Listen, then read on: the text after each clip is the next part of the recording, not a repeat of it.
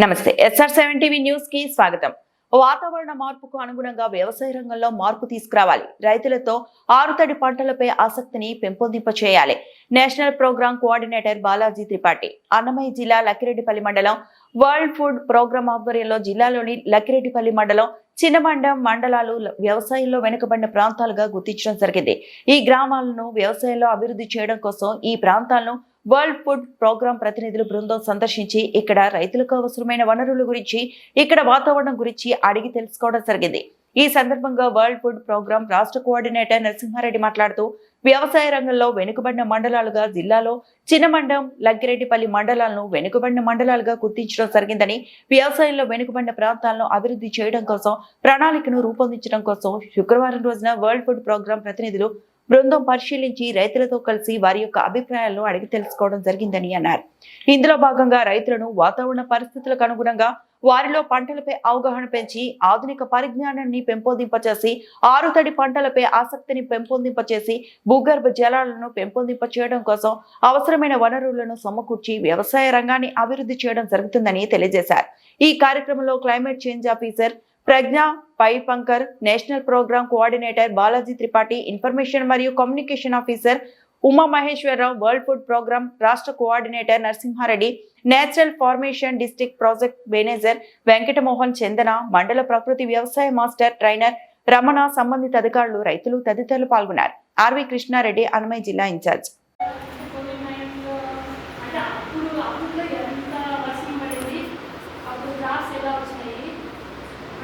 తీవ్రంగా నష్టపోయిన రోజులు ఏవేవి వచ్చినాయి, ఏ సంవత్సరంలో జరిగింది, తర్వాత ఇప్పుడు బాగున్న రోజులు ఏ సంవత్సరంలో ఎలా వస్తుంది అని ప్లానింగ్ చేసుకున్నాను. చాలా అదేవిధంగా చేశారు. తర్వాత వచ్చేసి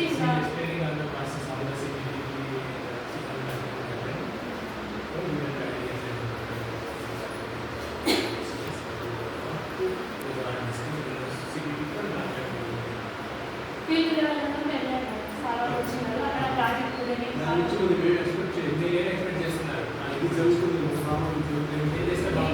ఏవైతే మేడం ఇప్పుడైతే చాలా వరకు నష్టపోయినారు కదా.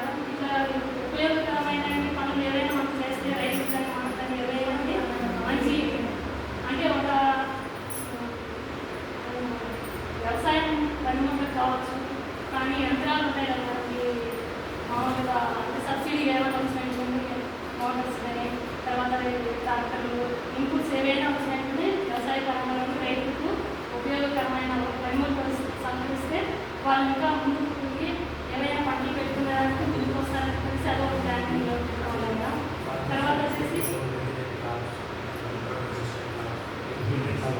Marketing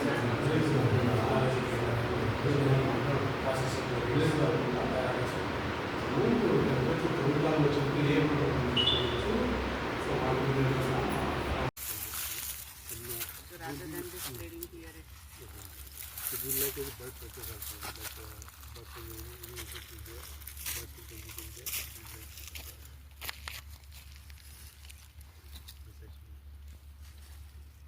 These are on the control of IPM taxes. Otherwise you don't have the plant self-release and all that. Those concepts are not required. The integrated waste management में organizing the plant self-release and all that. Okay. In our project. నమస్తే SR7 టీవీకి స్వాగతం. నా పేరు RV Krishna Reddy, Annamayya జిల్లా incharge. మరి ఈరోజు ప్రపంచవ్యాప్తంగా కూడా జీవనాధారమైనటువంటి ఆహారాన్ని అందించేటువంటి వ్యవసాయ రంగం ఎంతో ముఖ్య పాత్ర పోషించేటువంటిది మానవాళి జీవనానికి అంతటికీ కూడా. అలాంటి వ్యవసాయ రంగం మన భారతదేశంలో వెనుకబడినటువంటి రాష్ట్రాలు, అలాగే వెనుకబడినటువంటి రాష్ట్రాలలో జిల్లాలను, అలాగే జిల్లాలలో వెనుకబడినటువంటి మండలాలను ఎంపిక చేసి మరి అలాంటి గ్రామాలలో రైతులను ప్రోత్సహిస్తూ వారికి సహాయాన్ని అందిస్తూ వ్యవసాయ రంగాన్ని అభివృద్ధి చేయడం కోసం అలాగే సాగునీటిని భూగర్భ జలాలను ఉత్పత్తి చేయడం కోసం ఈరోజు వరల్డ్ ఫుడ్ ప్రోగ్రామ్ అనేటువంటి ఆధ్వర్యంలో మరి మన అన్నమయ్య జిల్లాలో చిన్నమండెం మండలం అలాగే లక్కిరెడ్డిపల్లి మండలాన్ని ఎంపిక చేయడం జరిగింది.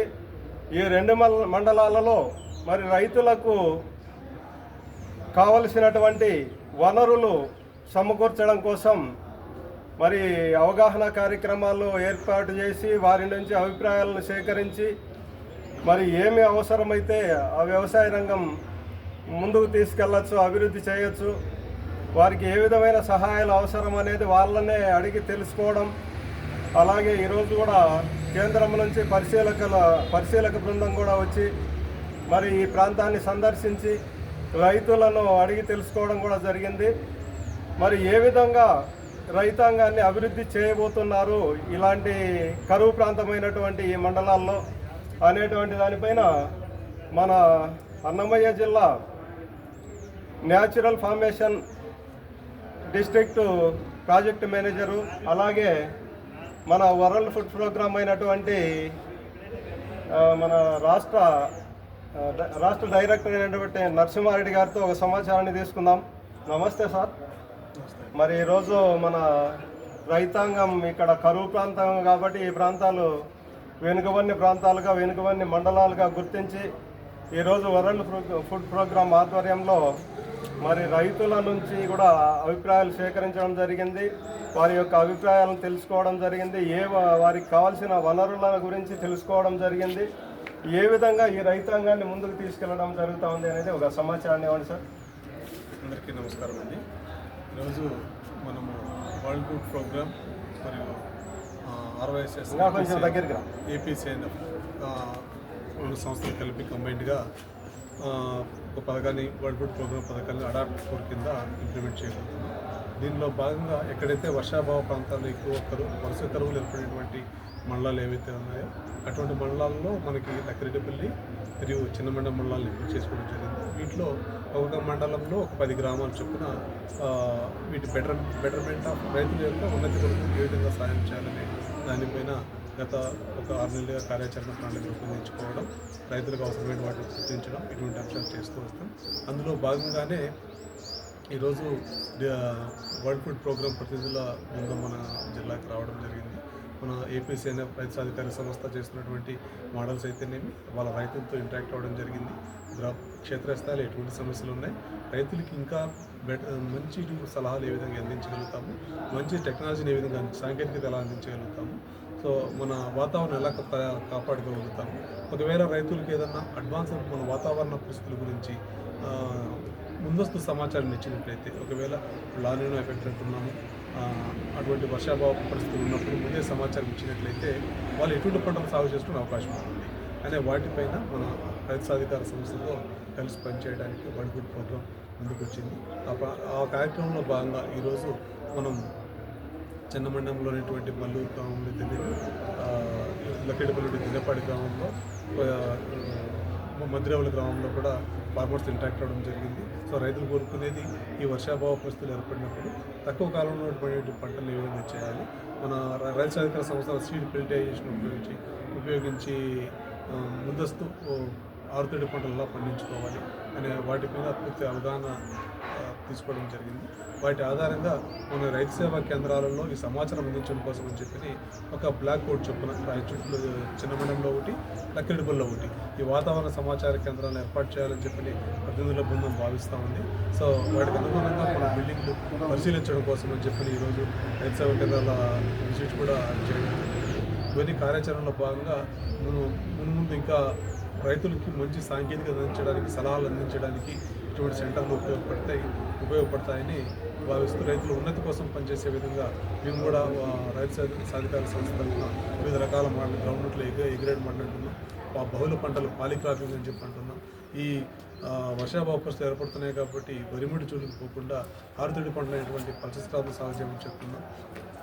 ఈ 365 రోజులు కూడా ఈ భూమిని కప్పి ఉంచే విధంగా ఎక్కడ భూమి సన్లైట్కి ఎక్స్పోజ్ అయ్యి వాతావరణం ఎండ వల్ల భూమి లోపల వేడి పెరిగి మనకు కావాల్సిన మేలు చేసినటువంటి బ్యాక్టీరియా అంతా చనిపోకుండా ఉండేందుకు కొరకై మనం ఆర్చర్డ్స్లో పిఎండిఎస్ అయితేనేమి ఇటువంటి రకరకాల మోడల్స్ మనం ఇంట్రొడ్యూస్ చేస్తున్నాం. ఫార్మర్స్కి అవగాహన కల్పిస్తూ అదేవిధంగా ఈ పెస్టిసైడ్లు రసాయనిక పురుగు మందులు ఉపయోగించడం వల్ల కూడా మన పర్యావరణ సమతుల్యత దెబ్బతింటా ఉంది.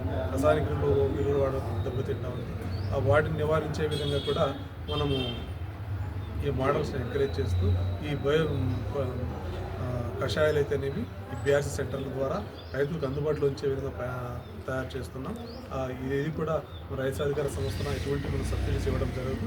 కేవలం మనము సాంకేతికతను సలహాలను మాత్రం రైతులకు అందించడం జరుగుతుంది. అవసరమైన రైతులకు మా సిబ్బంది దగ్గరుండి ఆ ఘనజీవామృతులు ద్రవ్యం చేయడం కానీ వాళ్ళ పొలాలను ఎలా ఉపయోగించుకోవాలనే దాని మీద కానీ పూర్తిగా అవగాహన కల్పించడం కోసం అని చెప్పి మా వంతు కృషి చేస్తూ ఉన్నాం. ఇంకా ముందుకు ఈ ప్రాజెక్టు ముందుకు తీసుకెళ్ళాలని ఆశిస్తున్నాం. మీరు వరల్డ్ ఫుడ్ ప్రోగ్రామ్ ఒక రాష్ట్ర కోఆర్డినేటర్గా మరి ఇక్కడ రైతులు అనేటువంటి వాళ్ళకు సాగునీటి పరిస్థితి చాలా దీనమైన పరిస్థితి. మరి ఈ సాగునీటి ఏ విధంగా మీరు పెంపొందించబోతారు, భూగర్భ జలాలు ఏ విధంగా పెంచబోతారు అనేది కూడా ఒక సమాచారం ఇవ్వండి సార్. అందరికీ నమస్కారము. నా పేరు నరసింహారెడ్డి. ఈ వరల్డ్ ఫుడ్ ప్రోగ్రామ్ యొక్క అడాప్టేషన్ ఫర్ రెసిలియన్స్ అనే ప్రాజెక్టుకు స్టేట్ ప్రాజెక్ట్ మేనేజర్గా మన జిల్లాలో పనిచేస్తున్నాను. సో ఇందాక డిపిఎం గారు చెప్పినట్లుగా RYSS డిపిఎం గారు మాట్లాడినట్టుగా ఈ ప్రాజెక్టు ప్రధానంగా 2 అంశాల మీద పనిచేస్తూ ఉంది. ఒకటి, రైతులకు యొక్క ప్రకృతిలో వాతావరణంలో వచ్చేటువంటి మార్పులను సమాచారాన్ని చేరవేయడంలో మంచి సాంకేతిక నూతను ఉపయోగించి వాళ్ళకి మంచి సమాచారాన్ని సకాలంలో రైతులకు అందించాలనేటువంటిది ఒక ప్రాజెక్ట్ ఉద్దేశము. అదేవిధంగా రెండోది, ఈ యొక్క ప్రకృతిలో వచ్చే మార్పులకు అనుగుణంగా రైతుల యొక్క వ్యవసాయ పద్ధతులలో కావచ్చు, వాళ్ళు పాటించేటువంటి జీవనోపాధి కార్యక్రమాలలో కావచ్చు, ఇటువంటి పద్ధతులు మనం పాటిస్తే దీనిని అభివృద్ధి పరంగా వాళ్ళకు నష్టాన్ని తగ్గించి అభివృద్ధి పరంగా తీసుకెళ్లొచ్చు అనేటువంటి ఉద్దేశంతో కూడా ఈ ప్రాజెక్టు ముందుకు నడుస్తూ ఉంది. అందులో భాగంగా మీరు అడిగినట్లుగా ఈ మన గ్రామాల పరిధిలో ఉన్నటువంటి ఏదైనా చెక్ డ్యాంల వల్ల వర్షం నీరు వృధా అవుతూ ఉంటే అలాంటి వాటిని గుర్తించి వాటిని ప్రభుత్వ సహకారంతో అంటే ఉపాధి హామీ పథకం ద్వారా వాళ్ళ నిధులను ఈ ప్రాజెక్ట్ ద్వారా ఉన్న నిధులను కంబైన్డ్గా కలుపుకొని అలాంటి ముఖ్యంగా మేజర్గా ఏదైతే చెక్ డ్యామ్స్ మనకు రిపేర్ చేస్తే ఎక్కువ నీటిని మనం వృధా కాకుండా ఆపగలుగుతామో అలాంటి చెక్ డ్యామ్ను రిపేర్ చేయడానికి ప్రాజెక్టు ద్వారా అవకాశాలు ఉన్నాయి. వాటిని పరిశీలిస్తున్నాము. ఇంకా టెక్నికల్ ఏజెన్సీ వాళ్ళు ఫీల్డ్కి వచ్చి అసెస్మెంట్ చేసి రిపోర్ట్స్ ఇవ్వడం జరుగుతుంది.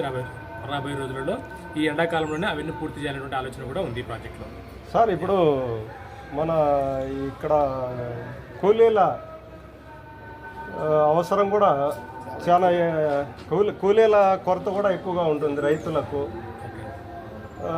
దాని పరంగా యాంత్రీకరణ మీద ఆధారపడడం జరిగింది రైతాంగం. మరి యాంత్రీకరణగా మీరు ఏమైనా సహాయాలు ఏమైనా చేయబోతారు రైతులకు? యాంత్రీకరణగా మనం సబ్సిడీలు లాంటిది ఈ ప్రాజెక్టులో లేదు. అది ఏదైనా ప్రభుత్వం నుంచి పథకాలు వచ్చి వాళ్ళ నుంచి ఏదైనా సబ్సిడీకి ఈ పథకం ఉంది రైతులకు అయినటువంటి స్కీమ్స్ వస్తే వాటిని మనం ఏమైనా ఈ ప్రాజెక్టులో కాంపోనెంట్లు యాడ్ చేసుకునే అవకాశం ఉంటుంది తప్ప మనముగా ఇప్పుడు సబ్సిడీ పరంగా మనం ప్రాజెక్టుల ద్వారా కొని రైతులకు ఇచ్చేటువంటిది అయితే లేదు ఈ ప్రాజెక్టులో. గవర్నమెంట్ నుంచి ఏదైనా పథకం వచ్చి రైతులకు యంత్రాలు ఇచ్చే అవకాశం వస్తే అందులో సబ్సిడీ కాంపోనెంట్ కొంత ఉంటే అది మనం ప్రాజెక్ట్ నుంచి ప్రయత్నం చేయొచ్చు. అగ్రికల్చర్ డిపార్ట్మెంట్ నుంచి వాళ్ళు 90% ఇస్తారు, ఆ 10% గ్యాప్ ఉంటే అలాంటివి మనం కొంతవరకు చేయడానికి స్కోప్ ఉంది. అంతేగాని మనం డైరెక్ట్గా ఈ పథకం నుంచి మనం రైతులకు ఇవ్వడానికి అయితే లేదు. ఇప్పుడు వర్షాధారంగా మరి రైతులకు ఏ విధమైన ఆరుతడి పంటలు వేసుకోవడానికి మీరు ప్రోత్సహిస్తారు? అందుకనే ఇప్పుడు ఇందాక చెప్పినట్టుగా సమాచార వ్యవస్థను బలోపేతం చేస్తున్నాం. వర్షాలు ఉదాహరణకు మనం ఇప్పుడు గమనిస్తున్నాం, ఎల్నినో ప్రభావం వల్ల వర్షాభావం తక్కువగా ఉంటుంది ఈ సంవత్సరం అంటే మనకు తెలుస్తూ ఉంది. సో దాని విషయం రైతులను అప్రమత్తం చేసి ఆ జాగ్రత్తలు తీసుకునే విధంగా ఆరుతడి పంటలకు ముఖ్యంగా ప్రాధాన్యత చూపెట్టినట్టుగా వర్షాలు తక్కువగా ఉన్నాయి కాబట్టి అలాంటి పంటలు ప్రోత్సహించే విధంగా రైతులకు సమాచారం ఇచ్చి రైతులకు అవగాహన పెంచే కార్యక్రమాలు ఎక్కువ చేపట్టాలని ఆలోచన చేస్తున్నాం. సార్, ఇప్పుడు మీరు రైతులకు సంబంధించినటువంటి సీడ్ కానీ అలాగే ఇంకా వేరే ఏదైనా వారికి కావాల్సినటువంటి పరికరాలు కానీ ఇవ్వడం ఏమైనా కొంతవరకు ప్రాజెక్టులో అవకాశం ఉంది. ఆ విత్తనాలు ఏదైనా ఈ యొక్క వర్షాభావాన్ని తట్టుకునేటువంటి విత్తనాలు ఇవ్వడము, తక్కువ కాలంలోనే పంటలు వచ్చేటువంటి ఉదాహరణకు 5 నెలలు 6 నెలలు వచ్చేటువంటి వరి పంటలు కాకుండా 3 నెలలు వచ్చేటువంటి వరి పంటలు కావచ్చు, ఇంకా ఏదైనా తక్కువ కాలంలో వచ్చేటువంటి పంట దిగుబడి ఇచ్చేటువంటి విత్తనాలు ఏమైనా ఉంటే వాటి గురించి ఎక్కడ దొరుకుతాయి వాటి గురించి చూస్తున్నాము. అలాంటివి వస్తే రైతులకు ఇవ్వాలనే ఆలోచన కూడా ఉంది ప్రాజెక్టులో. ముఖ్యంగా రైతులకు పంట పెట్టుబడి ఖర్చు తగ్గడం కోసం అలాగే దిగుబడులు పెంచడం కోసం మీరు ఏ విధంగా ప్రోత్సహిస్తారు సార్ పంటలు వేసుకోవడానికి? పంటలు వేసుకోవడానికి ముఖ్యంగా ఈ వాతావరణంలో వచ్చే మార్పుల గురించి వాళ్ళని సిద్ధపరచడమే, వారికి సమాచారం ఇవ్వడమే మెయిన్ యాక్టివిటీ అది ఈ ప్రాజెక్ట్లో. అది తెలిసినప్పుడు వాళ్ళు నష్టపోకుండా నివారణ చేయగలుగుతామని మేము నమ్ముతున్నాం ఈ ప్రాజెక్ట్ ద్వారా. ఆ సమాచార వ్యవస్థను బలోపేతం చేస్తున్నాం. ఇప్పుడు సార్ చెప్పినట్టుగా, ఇందాక డిపిఎం గారు చెప్పినట్టుగా ప్రతి మండలంలో కూడా 2 మండలాలలో 2 క్లైమేట్ అడాప్టేషన్ ఇన్ఫర్మేషన్ సెంటర్స్ అంటున్నాం, CICలు ఏర్పాటు చేస్తున్నాం. వాటి ద్వారా చాలా ప్రాంప్ట్గా సమాచారము రైతులకు అందించాలని ఆలోచన చేస్తున్నాం. వర్షం ఎప్పుడు పడుతుంది, ఎప్పుడు ఎండలు టెంపరేచర్ ఎంత పెరుగుతుంది, ఏ పంట వేసుకోవాలి, సీజనల్గా ఏ పంటలు వేసుకోవాలి, ఇవన్నీ కూడా ఆ 2 సిస్టమ్స్ను మన మండల పరిధిలో తీసుకొని వాటి ద్వారా రైతులకు ఈ 10 పంచాయతీలకు, అక్కడ 10 పంచాయతీలకు, 20 పంచాయతీలలో కూడా 2 మండలాల్లో ఆ సమాచార వ్యవస్థను బలోపేతం చేస్తే నష్ట నివారణ చాలా వరకు తగ్గుతుందని ఈ ప్రాజెక్ట్ యొక్క ముఖ్య ఉద్దేశం. Okay, thank you sir. Thank you so much.